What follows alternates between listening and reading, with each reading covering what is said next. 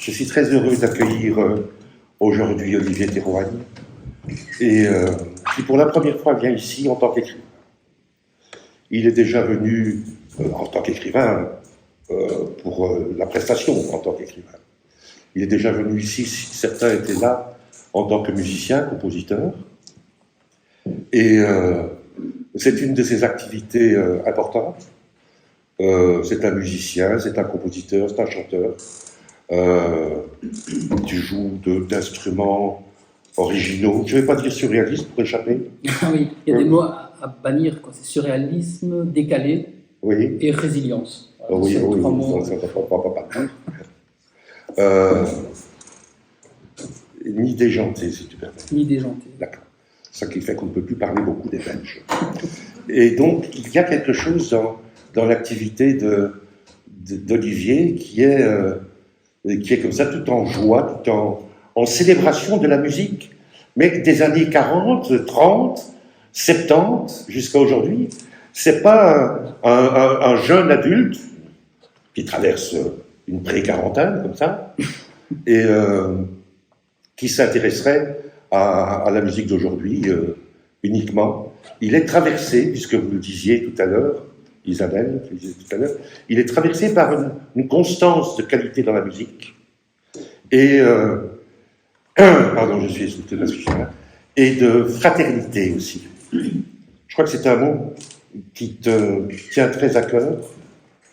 C'est pas en tout cas, ce que j'aime bien, c'est le fait qu'il n'y ait pas de frontières au niveau de la musique dans ma création. C'est-à-dire, je peux tout à fait croiser un instrument baroque du XVIIe siècle, une viole de Gand, avec un instrument électronique.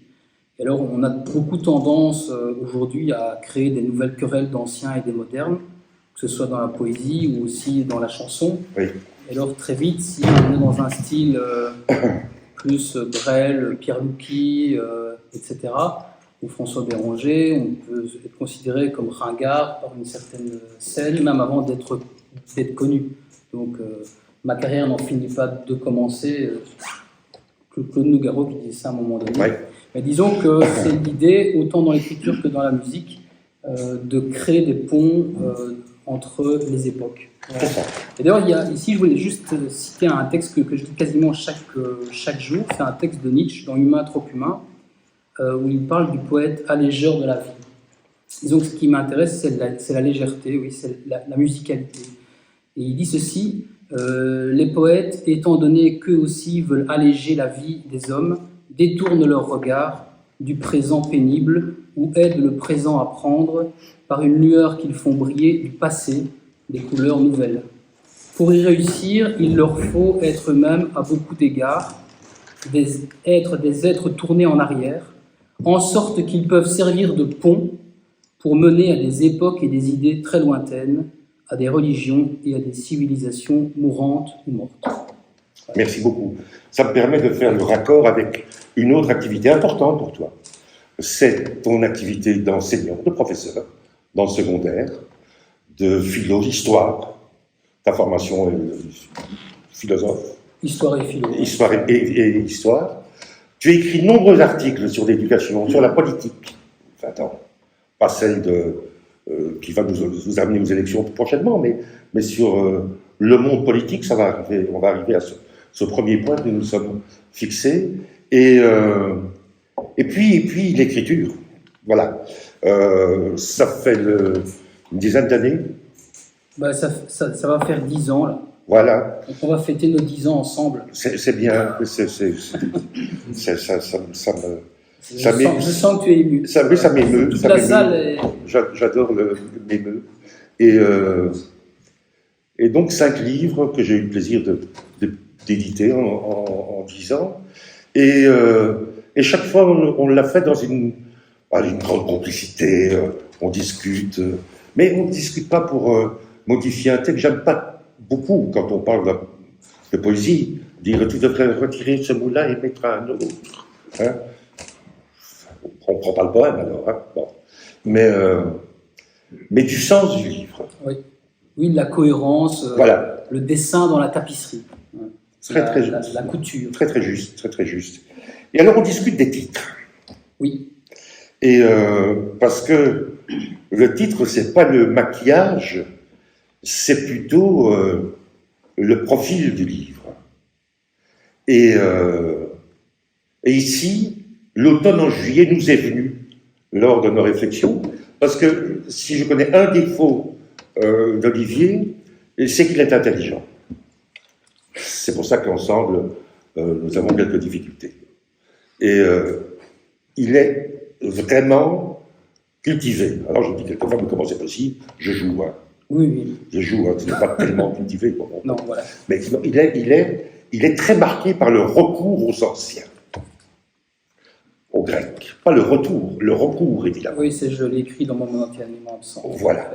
Et donc c'est toujours un bonheur de voir cet homme d'une jeune génération, mais traversé par la musique, l'écriture, les rencontres. Tu participes à 36 000 événements toute l'année. Tu es aussi très attaché aux activités territoriales, inscrites dans le territoire, et pas dispersées dans la généralité d'une scène, je dirais. Et donc, on est arrivé à ce titre, l'automne en juillet, et je vais simplement, et puis te passer vraiment la parole, dire que ça m'a fort touché, ce titre, parce qu'il ramenait le projet du livre à une dimension micro et macro assemblée. Ça touche autant la vie d'un homme qui traverse la crise de la quarantaine. Tu es en crise? En début de crise. En début de crise. Donc je suis fin trentaine, début quarantaine, je suis dans la transition. Tu verras, ça ne passera jamais. Et puis en même temps, il y a une réflexion, un regard, une prise encore de ce monde dans lequel nous sommes et qui ne nous rassure pas. Ben, nous avons de la chance, nous sommes ici, c'est chauffé, on va boire un coup après, etc. Mais ce monde est un monde qui semble jouer, non pas la répétition, mais l'augmentation de la tragédie. Je reviens vers toi et je dirais, est-ce que tu pourrais maintenant un peu amplifier ça et lire un extrait, ce que tu veux, évidemment. Oui. Ben, en fait, avant de lire un extrait, ce que je peux dire, c'est qu'un des fils rouges de mon travail, c'est montrer comment l'histoire télescope l'histoire intime. En fait, c'est à chaque fois ça. Et c'est du regard de là où on est. Alors, qui suis-je vraiment? Tu parlais du territoire, moi je dirais le terroir. Oui. C'est vrai que je viens de Chimay, je parle beaucoup de ma région. J'aime chaparder des vieilles légendes, le folklore, mais non pas dans un esprit de clocher, absolument pas. Mal blessé. Oui, mal blessé, voilà. Et oui, c'est l'importance du titre aussi. Donc, par exemple, ici, c'est une rencontre entre. Donc, c'est la fille cachée de Nietzsche et de Amy Winehouse, voilà, qui est chimassienne et qui rencontre un guide de voyage grec, mais qui ne parle que de la Grèce antique, donc la Grèce actuelle n'existe pas dans sa tête. Et j'ai fait comme si j'avais édité un journal que j'avais retrouvé, les photographies de Valérie Nagan, et c'est une sorte de jeune Werther au féminin, hein. Je continue les souffrances du jeune Werther avec Journal philo-amoureux 2.0 d'un enfant du siècle. Nous avions aussi décidé ce titre ensemble. Ouais, le sous-titre est un petit peu long, mais disons que la petite Delphes peut tout à fait croiser une exilée, une migrante sur les plages de Kos qui avale un pitafrite, c'est-à-dire qu'il n'y a pas de problème à parler d'un pitafrite juste après avoir été comblé, percé par une sorte de transcendance liée à une révélation, une épiphanie antique polythéiste.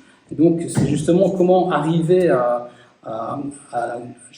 dévoiler, à élucider, parce que j'utilise beaucoup ce terme-là, c'est-à-dire qu'on essaie d'élucider ce qui est en train de se passer dans les siècles qui nous traversent, l'histoire qui vient nous percuter, les questions sociétales, j'en parle beaucoup dans mes livres, les questions de militantisme, les questions de génération, les questions de l'école, de justice, de l'art, de la politisation de l'art.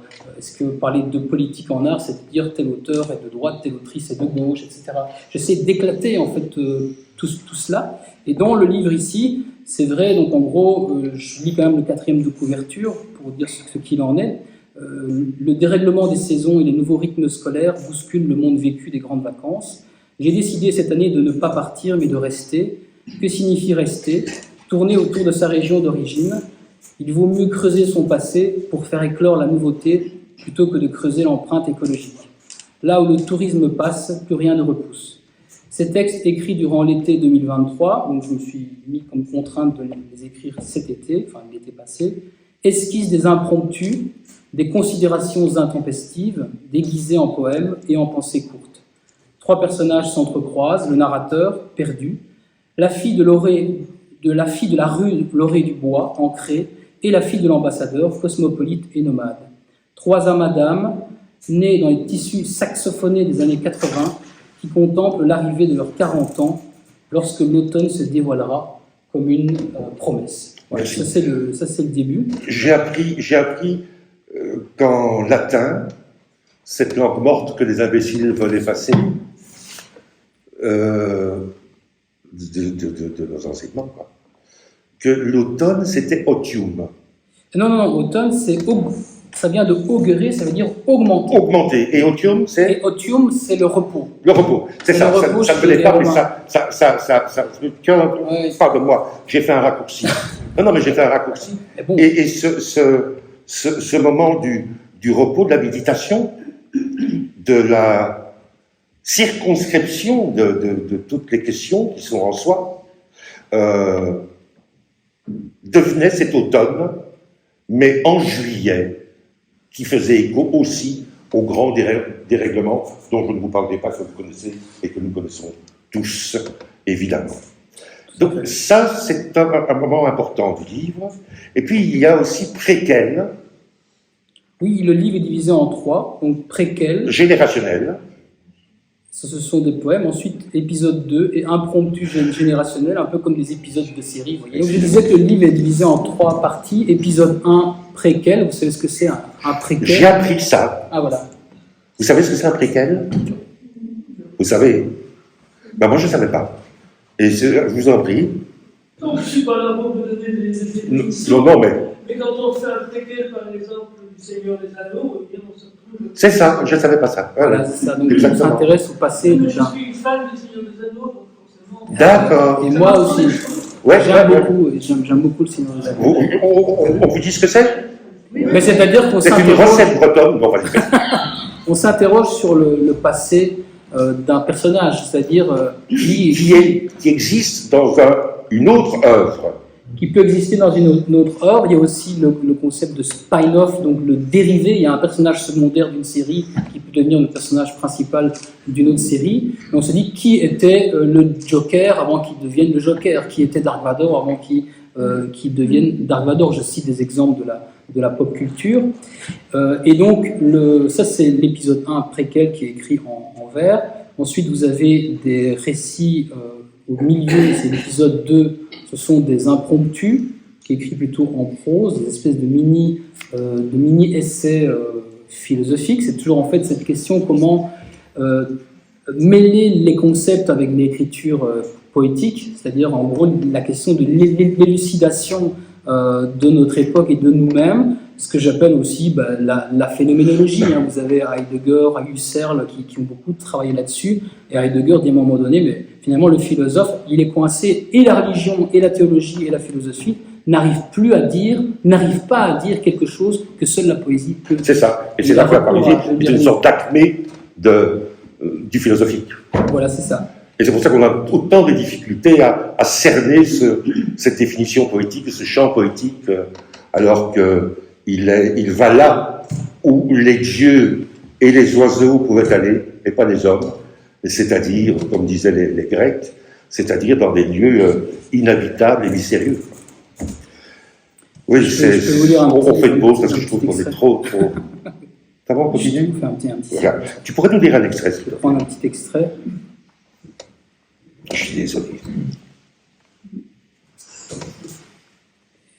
Je me suis trompé d'époque. bourré dans l'horaire la voie 3, plutôt que le quai 10. Entre l'opaque et l'épique surgissent les monstres du grand capital, ou d'une souveraineté populaire complètement à la masse. Il en va ainsi de nos vies qui se lisent dans les films et nous mettent en abîme sans nous fissurer. Les espaces-temps s'entrelacent, toutes et tous au départ, à divers endroits du quai, première ou deuxième classe, surprenant ce vestige, aux oripeaux d'Ancien Régime, surtout pour un service public. Le coin fumeur des affects s'aligne, même les tables disparaissent, on ne peut plus travailler, y a-t-il un message à faire passer? Où s'en vont celles et ceux qui effacent leurs escapades par des plumes à l'encre sympathique sur le rail passe? Plus de traces de leur passage dans ces wagons de nuit. Pardon, vous vous êtes endormis. Il faut vous prendre le sens inverse ou bien rester ici et vivre l'erreur de destination jusqu'à son terme. Les enfants attendent les grandes vacances, toute l'année, et puis ce jour renaît. Des parents se demandent comment tromper l'ennui quand la pluie coule le mois de juillet. Une fois cocufié, l'ennui s'en va chercher une autre chaussure à son pied, la plus lassée d'effets, et l'enfant se retrouve hyperactivé. Alors il faut trouver un stage, un jeu de société ou un sophrologue pour occuper. Soudain, je me souviens des groseilliers qui décoraient les vacances. Il me revient, ces jours d'ennui, dans la pâture bande dessinée, Johann et Pierre-Louis, quand l'été et ses peines n'en finissaient jamais, au sommet des tiennes solitaires à vélo. Même au 15 août, nous avions du rabais. Rien de spectaculaire, on jouait à la tulipe, noir dans les bosquets où les glycines séchées, ou aux moines repentis, coupables d'acédie. Félicité, l'ennui trompé ne verse pas dans la rancune, comme un fantôme lunaire, il revient au port de l'enfance et offre sur un futon des plages vides pour horaires découpés en heures de fourche. L'aube grège et l'aurore ne fait pas grève. Traverser la frontière par une poterne, sans se dérober, sans prendre la géographie pour une lanterne. Nous pourrions nous rendre à Volo, à Pontoise, ou simplement à l'évidence. Passer ses vies à chercher ce qui se cache, ne pas voir la façade ni la tapisserie, ne visiter que la crypte, le labyrinthe, trouver la meurtrière derrière la cymbalaire des murs. Il doit bien y avoir des secrets à exhumer, une histoire inconnue, des ontologies alternatives, une puissance inédite derrière ces remparts, cachée sous les agapantes galopantes. Ou peut-être n'y a-t-il rien d'autre que ce qui s'offre dans l'immanence, la donation dérobée, qui porte à double sens. La forteresse cachée n'existerait donc pas. Loin de moi l'idée saugrenue de faire mon deuil des souterrains, mais un monde sans porte condamnée ne prête pas le flanc à l'ouverture d'esprit. À l'ouverture d'esprit. Merci. Quel programme. Nous nous étions dit, merci beaucoup, nous nous étions dit que nous voulions évoquer, on s'est dit rapidement, on n'a pas préparé cette question, mais la dimension du politique, on l'a évoqué, et puis du philosophique, je viens de le rappeler, encore, mais ce qui me frappe, et ce que j'aime évidemment dans le travail d'Olivier, sinon je ne serais pas intéressé depuis aussi longtemps à tes écrits, et à l'humour qu'on partage aussi, je trouve. Enfin, surtout moi. Oui, l'humour, c'est une dimension importante dans nos échanges, mais aussi dans l'écriture. À un moment donné, c'est vrai qu'on peut partir dans une espèce de crise mystique, si vous voulez, et puis tout casser par une espèce de jeu de mots à la Jean-Pierre Verheugen, que j'aime beaucoup, pour justement un petit peu se moquer finalement. Non pas que tout ça soit un jeu, parce que c'est des choses qui me traversent, comme Isabelle parlait, l'écriture n'est pas un plaisir en soi, c'est vraiment quelque chose, c'est une élucidation qui peut... En fait, j'ai besoin de comprendre aussi ce qui m'arrive et ce qui nous arrive, et donc effectivement, il y a une souffrance de la description juste, mais après avoir été vraiment très très loin dans la description d'une situation, où justement le politique vient traverser l'intime, le fait de venir avec un trait d'humour, non pas la politesse du désespoir, mais l'humour, la petite blague qui vient clôturer la conversation, ou en tout cas qui vient la déplacer. Et ça donne après nos discussions, etc., ça donne à un certain moment, puisque je tombe toujours sur ton répondeur, puisqu'il travaille beaucoup. Je ne réponds jamais. Il travaille beaucoup. Et alors, on réfléchissait au titre, et je dis, écoute, tu me le dis chaque fois que je téléphone, momentanément absent.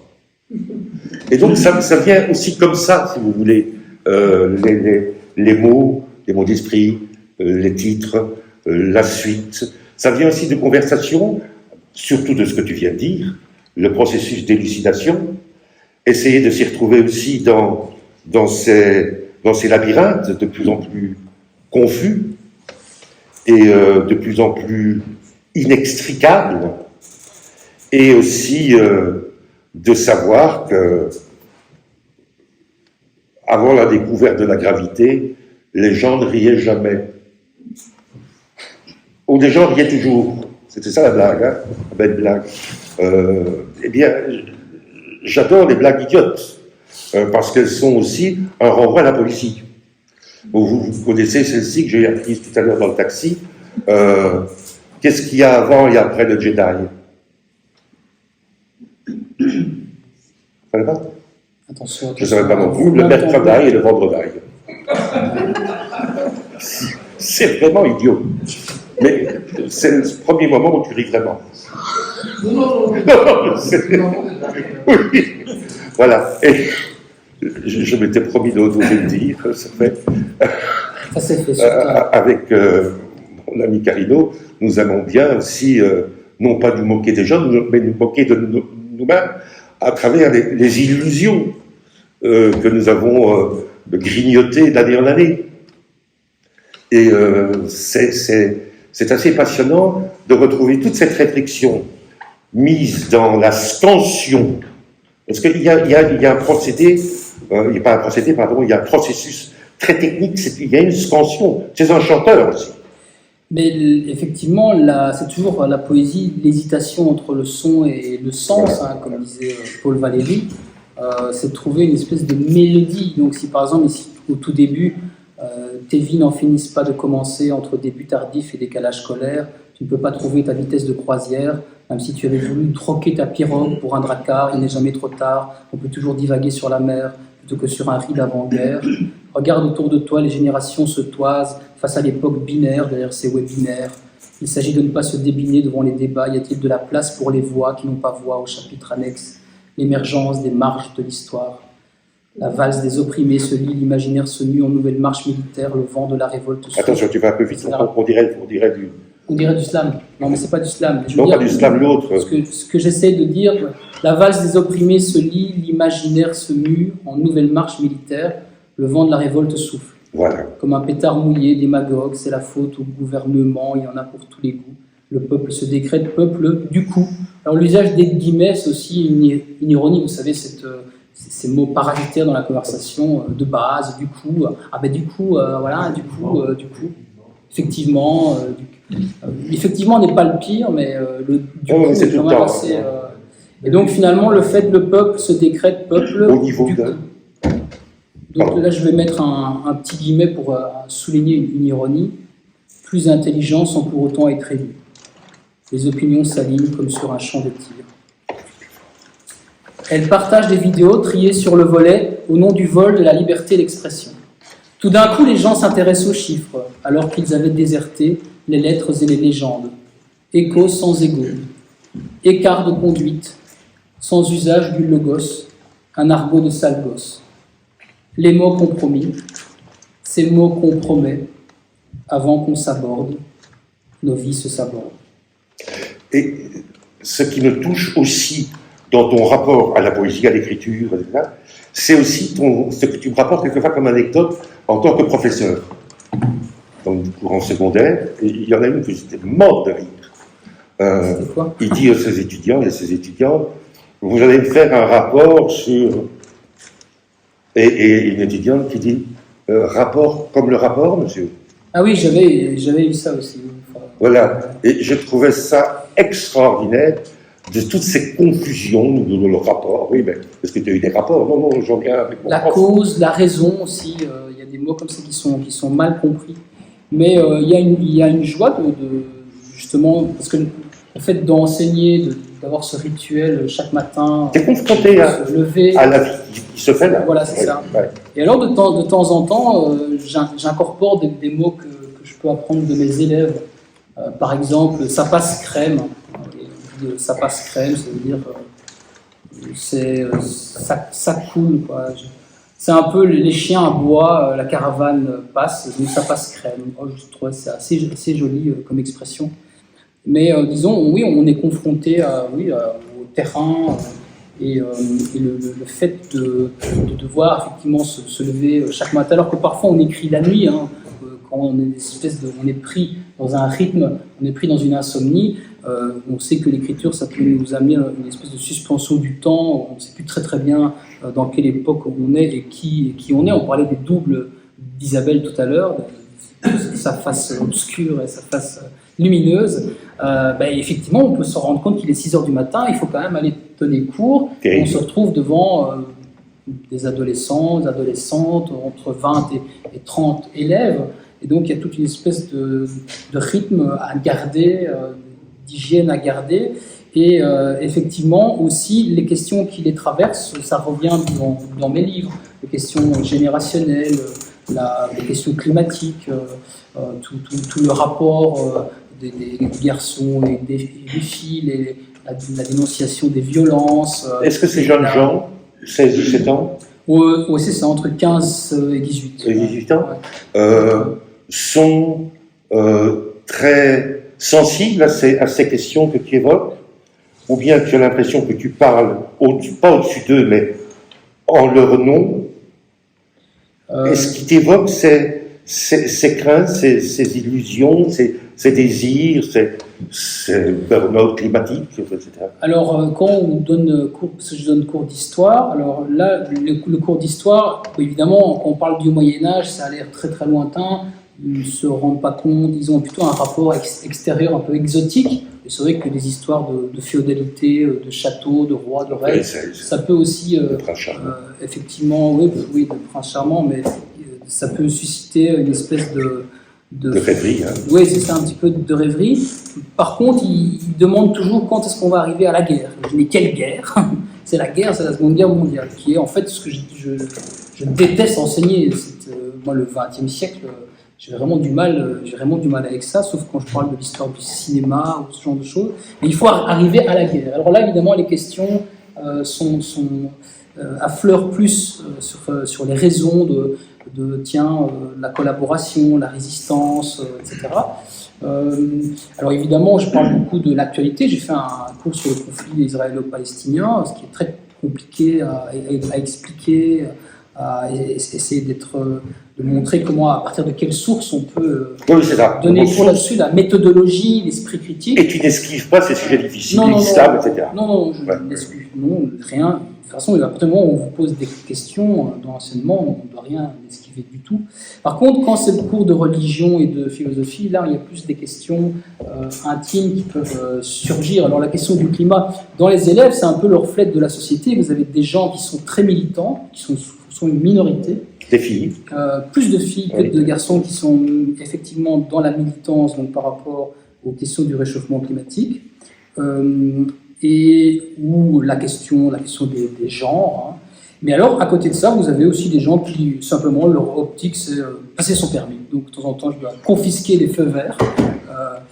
C'est plus dur de passer son permis que de changer les normes du GIEC. Hein.